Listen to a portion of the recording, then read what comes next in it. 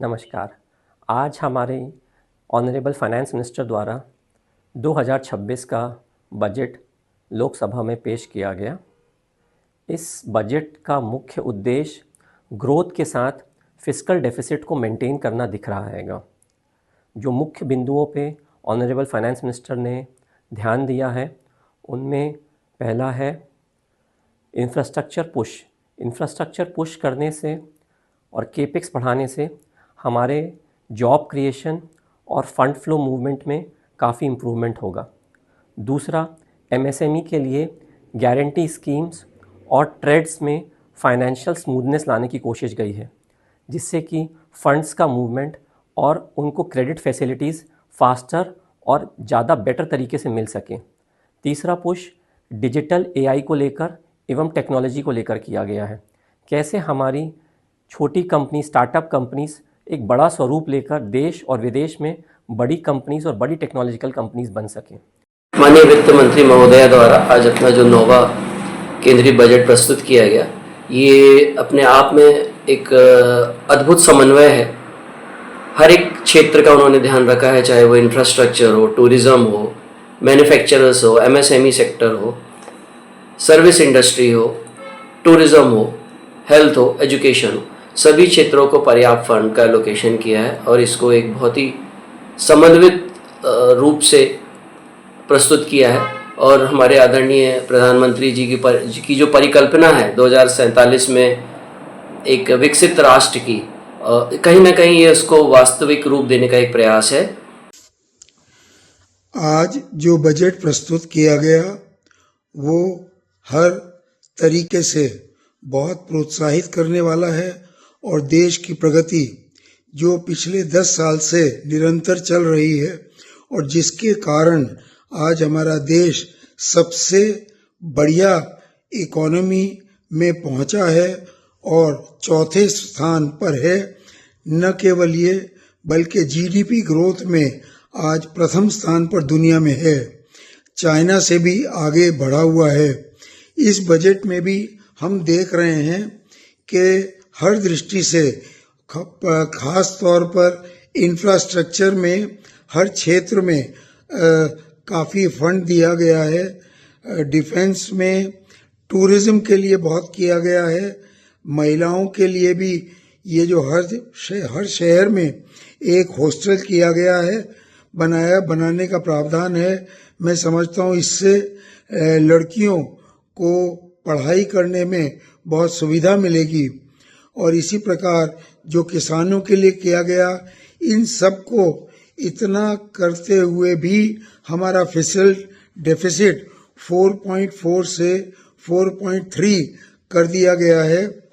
Customs की duty personal use के items के लिए जो 20 से 10% की, इससे मैं समझता हूँ कि हमारी इकोनॉमी कितनी स्ट्रांग है, कितनी ओपन है। और अभी जो हम लोगों ने पैक्ट किया है यूरोप की 27 कंट्रीज से, मैं समझता हूँ उससे हमारी इकोनॉमिक कंडीशन, फाइनेंशियल पोजीशन दुनिया में न केवल आगे बढ़ेगी पर बहुत शीघ्र न केवल हम तीसरा स्थान प्राप्त करेंगे इकोनॉमी में, बल्कि 2047 से पहले संभव है कि हमारा स्थान पहले नंबर पर पहुंच जाए। देखिए, इस बजट के बारे में मैं एक ही बात बोलना चाहता हूँ। विश्व की ये जो इस समय असामान्य परिस्थितियां, उस बीच में भारत का ये बजट हमारे देश के लिए, आप देखिए किसी भी सेक्टर में, इंफ्रास्ट्रक्चर ले लीजिए आप, शहरों के लिए इन्होंने स्पेशल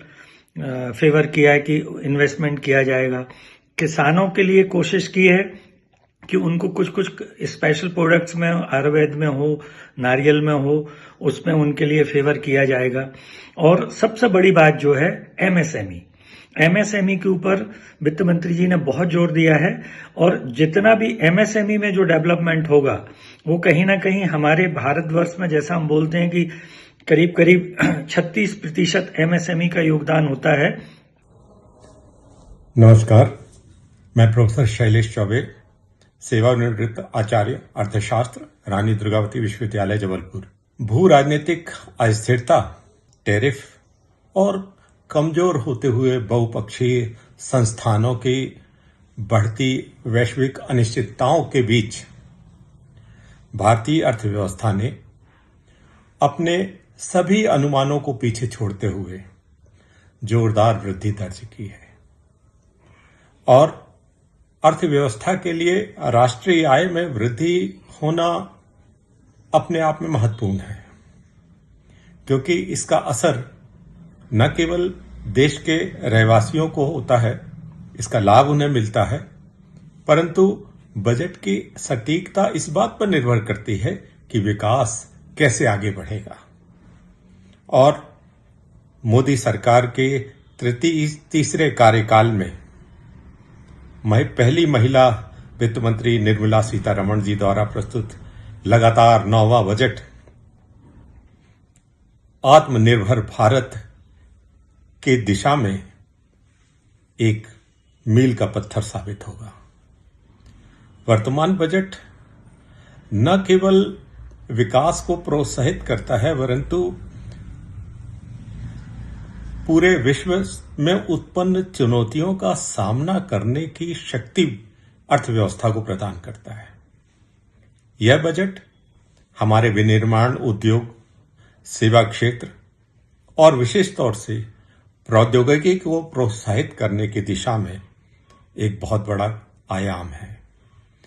विकास के लिए न केवल औद्योगिक विकास आवश्यक होता है, उसके लिए जरूरी आधारभूत आधार संरचना का निर्माण भी उपयोगी होता है। यह बजट न केवल इंफ्रास्ट्रक्चर को प्रोत्साहित करता है, परंतु उसके जोखिम को करने के लिए भी निधि का प्रावधान करता है। आज हमारी माननीय वित्त मंत्री आदरणीय निर्मला सीतारमण जी ने जो 2026 का यूनियन बजट दिया है, वह बहुत ही अनूठा बजट है। मैं चूंकि स्वास्थ्य विभाग से संबंधित हूं, इसलिए मैं स्वास्थ्य के बारे में ही बात करना चाहूँगा। हालांकि ये बजट पहली बार कर्तव्य भवन में हमारी सरकार ने 3 कर्तव्य बोध जानकर उन्हें पूरा करने की कोशिश की है। सबसे पहला कि हमारा देश को विकास के पथ पर ले जाने का बजट है। ये जो 2047 का हमने विकसित भारत का सपना देखा है, मुझे पूरा विश्वास है कि इस तरह के बजट से हमारा देश बहुत तरक्की जल्द ही करेगा और हमारी जो वित्त के मामले में हम लोग, जीडीपी के मामले में हम लोग विश्व के तीसरे स्तर पर पहुंच सकेंगे बहुत ही जल्द ही। दूसरा, जो सबका साथ सबका विकास का जो सपना हमारे माननीय मुख्यमंत्री जी ने देखा है, उस हिसाब से बजट बिल्कुल पूरी तरह से खरा उतर रहा है। स्वास्थ्य के बारे में जो पिछले साल से 10% का इंक्रीज किया है, 1,07,000 करोड़ का जो बजट बनाया है, मुझे पूरा विश्वास है कि स्वास्थ्य के मामले में हमारे देश के अनेक संस्थान, उनको ज़्यादा से ज़्यादा सुविधाएं मिलेंगी, हमारी मरीजों को ज़्यादा से ज़्यादा सुविधाएं मिलेंगी। प्रधानमंत्री की जो बहुत ही अनूठी स्वास्थ्य योजना है आयुष्मान भारत, उसमें भी ज़्यादा से ज़्यादा बजट एलोकेट किया जाएगा, उसका मुझे पूरा विश्वास है।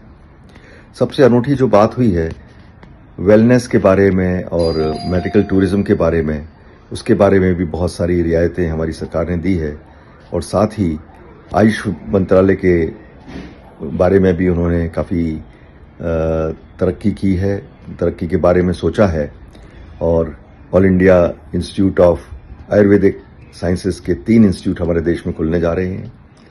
हमारी बच्चियों के लिए देश के हर जिले में एक गर्ल्स हॉस्टल भी खुलेगा, तो जो पढ़ने वाली बच्चियां जो गांव से आती हैं शहर में, उनके लिए भी एक रहने के लिए बहुत अच्छी सुविधा प्राप्त हो सकेगी। उसके अलावा